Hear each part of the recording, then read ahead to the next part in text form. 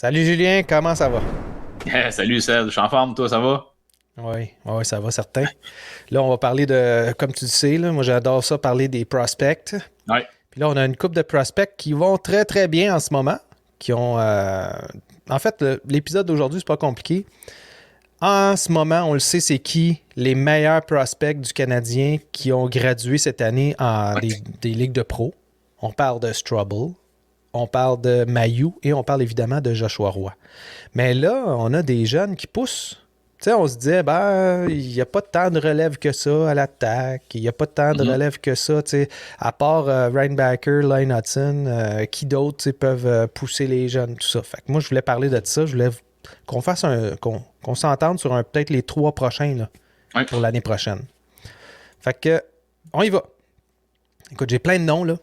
Adam Engstrom, Owen Beck, Lane Hudson, David Reinbacker, Luke Tuck, les deux Russes que pourront pas venir l'année prochaine, Non, c'est ça. malheureusement, mais on aimerait bien ça.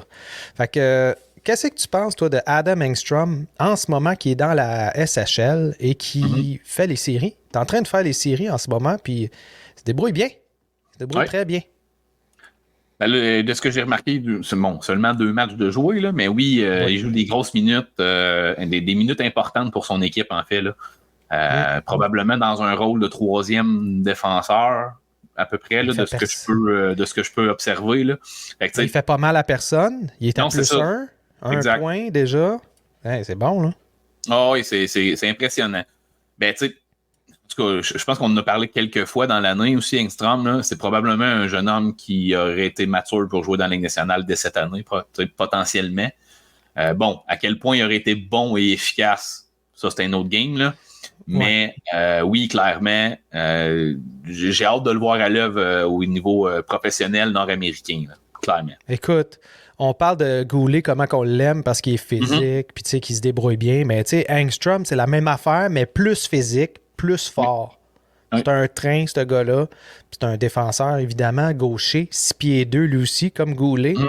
Toto de 195, 200 livres, lui aussi. Là. Fait que là, on va se ramasser avec un beau dilemme parce qu'on va avoir probablement Angstrom à la fin des séries. Si ça arrive, qui Oui. pourrait participer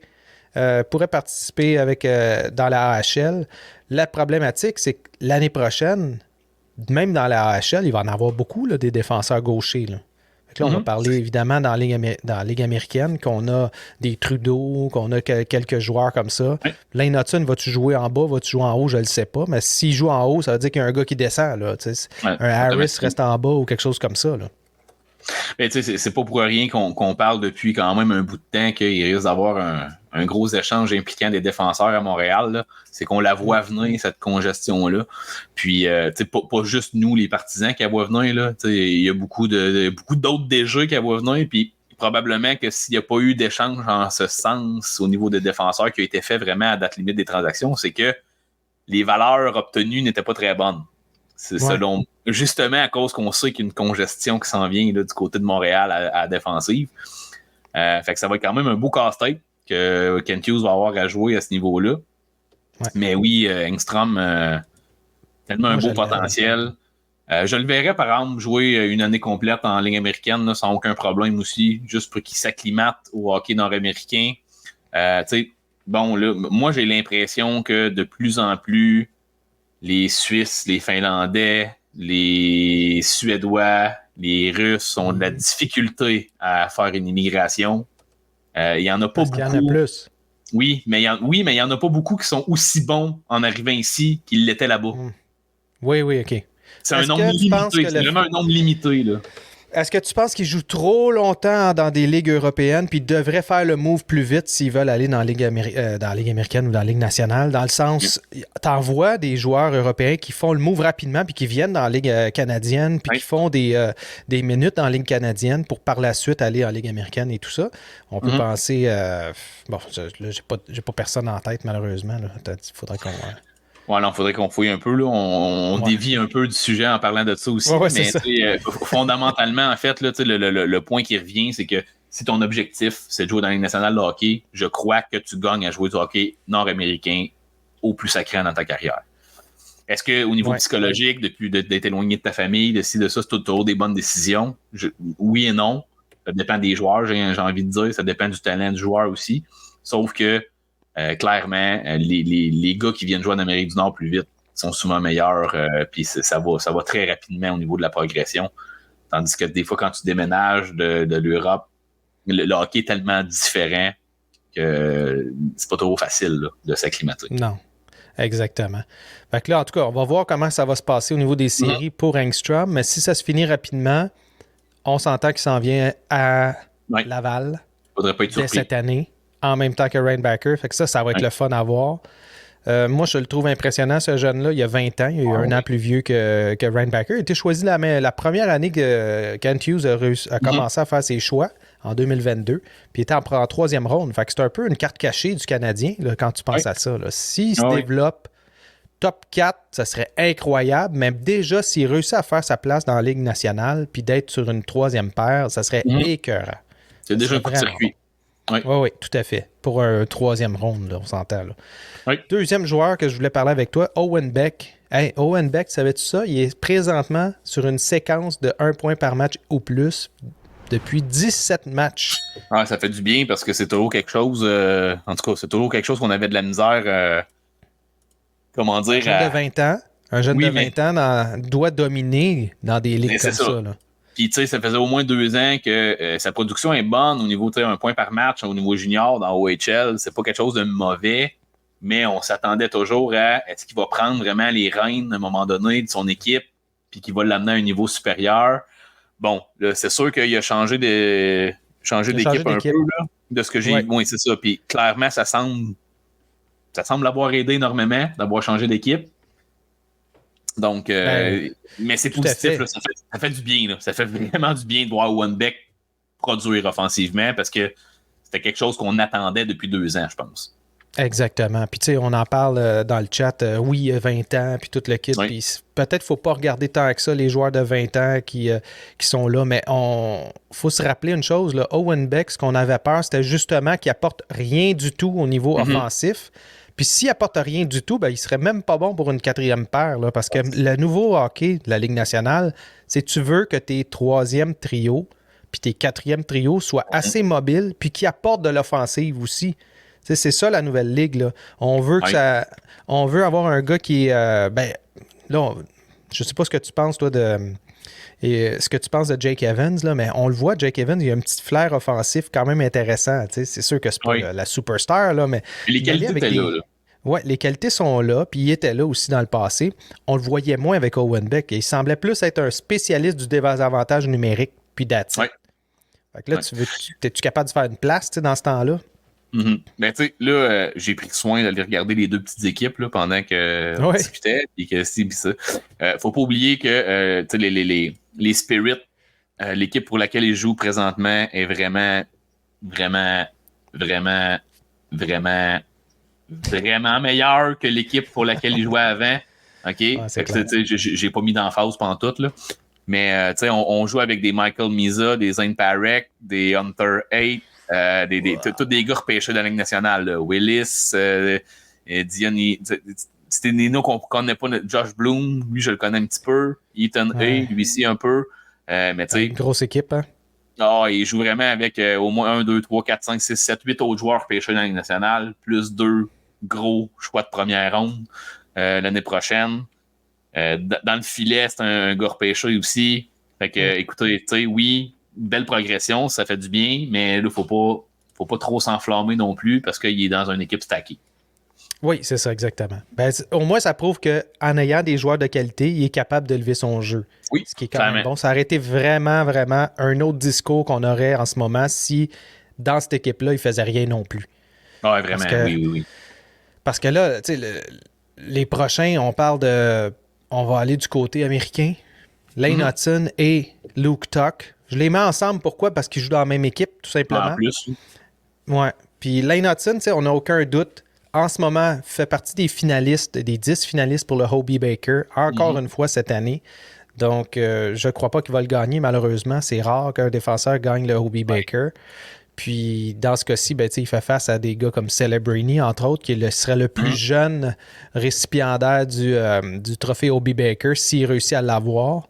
Puis c'est quand même une bonne raison. Là. C'est le plus jeune joueur de 17 ans qui score autant de buts là, depuis je ne sais pas combien d'années. Fait que c'est quelque chose de très impressionnant ce que Celebrini est en train de faire. Mais ça n'empêche pas qu'il y a peut-être une petite part de Lane Hutton là-dedans là, qui fait en sorte que Celebrini, ça marche, son affaire. Fait qu'imagine un Lane Hutton qui monte en ligue dans la Ligue nationale, qui fait les premières passes à Suzuki, qui fait les premières passes à Caulfield, qui se ramasse sur le power play pour le fun, là, évidemment. Ça va être quelque chose à voir. Là. Moi, je ne peux pas concevoir qu'un Lane Hutton ne serait pas capable de se débrouiller dans la Ligue nationale de nos jours. Je le vois pas. Là. Je le vois pas ne pas être capable. Avec les changements qu'il y a eu au cours des dernières années, je pense que c'est tous des changements au niveau de la Ligue nationale qui sont en sa faveur. Alain Hutton, clairement. Là, on voit déjà qu'il prend des décisions de jeu plus avec son bâton, moins impliqué physiquement dans les coins de patinoire. À court, moyen terme, ça va être difficile pour lui dans la Ligue nationale à cause de ça, je crois. Sauf que s'il est capable de jouer avec justement un gars physique qui est capable de tu sais, quand tu as un joueur qui est peut-être moins impliqué physiquement comme ça, tu as moyen dans ton système de jeu d'avoir tendance à amener le jeu plus d'un côté que de l'autre. Fait que ça va être une des choses à voir si avec le Canadien on va être capable de le protéger un peu de cette façon-là, si je peux dire ça comme ça. Ouais. De forcer l'équipe adverse à toujours rentrer du côté de Rainbacker s'il joue avec lui, ou toujours rentrer du côté de Savard s'il joue avec lui au début. Fait que ça va lui permettre d'avoir plus de temps de réaction pour son positionnement. Parce que Lane Hutton, au début, ça va être une question de positionnement dans la Ligue nationale. Mais encore là, personnellement, je ne serais pas tant déçu de le voir jouer un an en Ligue américaine, encore une fois. Ouais, c'est correct. Ce serait correct. Moi, je veux le voir faire du pro, c'est tout. Que ce soit la Ligue américaine ou que ce soit la Ligue nationale, ça ne me dérange pas. Parce que déjà là, il va avoir une... Tu sais, le niveau de jeu, c'est différent, mais c'est pas juste ça aussi, c'est la mentalité aussi qui est différente. C'est que là, tu commences à être dans tes affaires, tu es un pro, là, fait que tu reçois un salaire, chose qu'il n'y a jamais eu, évidemment, en NCAA. Donc, qu'est-ce que tu fais avec ce salaire-là? Tu t'achètes-tu une maison? Tu t'achètes-tu un condo? Tu te loues-tu quelque chose? Qu'est-ce qu'il fait avec cet argent-là? Il peut bien faire ce qu'il veut, là, mais ça montre un niveau de maturité aussi, là. Oui. Tu sais, quand tu regardes un Slavkovski, quand tu regardes des joueurs comme ça qui vont avoir des salaires très rapidement, ben Lane Hutton, ça pourrait être un gars qui va exploser rapidement. Donc, c'est le fun. S'il peut avoir une année dans la RHL, ça va le permettre de vivre un peu le côté là, professionnel avant de faire le saut dans la grande ligue. Oui, mais surtout maturer physiquement. Parce que, tu sais, je veux dire, encore là, toujours ça la problématique, là, c'est que t'as beau être un petit joueur, contrairement à d'autres petits joueurs que j'ai vus dans ma vie, il a l'air... Il n'y a pas le 2 pouces de coup de plus que un jeune homme très musclé va avoir. Il l'a pas. T'sais. Non. Il faut qu'il aille ça éventuellement. Mais il faut qu'il aille ça éventuellement. S'il veut être un joueur dominant dans la Ligue nationale, ça va y prendre. T'sais. Il faut que ça soit à sa grandeur un bulldog. Là, il dit 5 pieds 10, là, il fait pas 5 pieds 10. Là, on oublie ça. Là. Mais 160 livres, on oublie ça. Là. Il y a des... C'est peut-être un peu pour ça qu'il disait amenez-le à l'avant. Ils vont mieux se débrouiller parce qu'il va avoir moins à faire face à des joueurs qui sont des fois des monstres là, à l'attaque. Là. Moins de mise en échec. Lane Hutton contre Slavkovski, là, ça va être quelque chose là, en pratique. Là. Je ne sais pas comment il va faire pour s'en sortir. Là. Mais ça m'amène à une question qui est un peu champ gauche parce que dans le chat, on en parle un peu. Là. Ouais. On a Luke Tuck, on a Philippe Méchard, on a Florian Jacquet. Quand tu regardes le type de place qu'il va avoir de disponible pour le Canadien, parce qu'on s'entend, là, il y en a peut-être 3-4 top 6 qui ne bougeront pas de là. Slavkovski, Suzuki, Caulfield. Puis on a évidemment Dak qui devrait rester là. Fait que t'en as 4 déjà. Potentiellement Newhook, peut-être un 3e, là, mais s'il joue à l'aile. J'ai l'impression que Joshua Roy s'en va là aussi éventuellement. Mais bon, c'est ça. Fait que là, les places qui vont rester, ça va être des places pour des types de joueurs comme Florian Jacquet, comme Luke Tuck, qui eux produisent. Comme Owen Beck aussi. Oui, entre autres, exactement. Puis qui, eux, produisent tous un peu d'équivalent, environ 1 point par match, versus Philippe Méchard qui est un petit peu plus haut, 1 point par match. Oui. Y a-tu vraiment de la place pour Philippe Méchard dans ce line-up-là? Tu sais, c'est un ailier droit, 5 pieds 10, 170 livres. Et... Je sais pas, là. Mais en fait, ce qui est à son avantage, c'est qu'il y a des qualités pour jouer au centre quand même un petit peu, Méchard aussi. Là. Dans sa carrière, il l'a fait tout au long. Il l'a fait tout au long de sa carrière, de façon efficace, plus ou moins, mais bon, quand même. Si on veut avoir de quoi de balancer un peu partout, c'est là que ça devient intéressant. Puis je pense qu'il y a de la place pour ces 4 gars-là. Ouais. Parce que une troisième ligne flanquée de Luke Tuck, Méchard, puis Newhook, mettons, là, je sors des. Ça serait pas l'idéal, là, mais ça pourrait être une troisième ligne qui performe solidement au niveau offensif ou quoi que ce soit. Si jamais Méchard finit par exploser un petit peu plus, tu peux même le monter sur une deuxième, possiblement plus offensive, avoir un troisième trio plus calibré encore. Pour Florian, j'ai de la difficulté à le voir plus haut qu'une quatrième. Ben, c'est pas grave. C'est pas impossible, mais j'ai de la difficulté à le voir plus haut qu'une quatrième. Mais juste d'avoir le one-two punch des frères Jacky, je pense que ça va être quand même impressionnant de voir ça arriver. Pour n'importe quelle équipe qui va jouer contre le Canadien, ça va devenir moins le fun de jouer contre le Canadien que maintenant, mettons. Ben, t'aimes-tu mieux avoir un Gallagher ou t'aimes mieux avoir un Jacky à la quatrième ligne? On s'entend encore là... C'est dur de prêcher pour Gallagher depuis les dernières années. Là. Mais de ce que Florian nous montre, oui, là, ça va être le fun à avoir sur une quatrième ligne, 100%. Ouais, c'est un gars solide. Là. Puis c'est ça qui est un peu difficile de tous ces gars-là. Ben, il faut tout... On s'entend, Jacky, il a des bonnes chances de rester dans la Ligue canadienne encore une autre année. Oui. Philippe Méchard s'en va dans la Ligue américaine l'année prochaine. Oui. Owen Beck s'en va dans la Ligue américaine l'année prochaine. Ryan Baker, même affaire. Luke Tuck, c'est sûr à 100% qu'il s'en va dans la Ligue américaine, lui aussi. Fait que là, on a comme 4-5 gars. Là, je te le dis, moi, c'était pas cette année dans la Ligue américaine que c'était intéressant. Oui, parce que Maillot est là, Joshua Roy, mais l'année prochaine, là, on va commencer à jaser. Mais ce que ça va faire, c'est qu'on va avoir encore une équipe qui va être très, très jeune. Là. Vraiment on parle tous des jeunes de moins de 22 ans, 23 ans. Oui. T'es entours de qui, là? T'sais, Trudeau, vas-tu rester? C'est qui va avoir en avant? Légaré est déjà parti. Vas-tu avoir... tu vas avoir des choix. Là. Ouais, Philippe Maillet, restes-tu? Ces gars-là. Fait que là, faut quand même tes entours, ces jeunes-là. Là.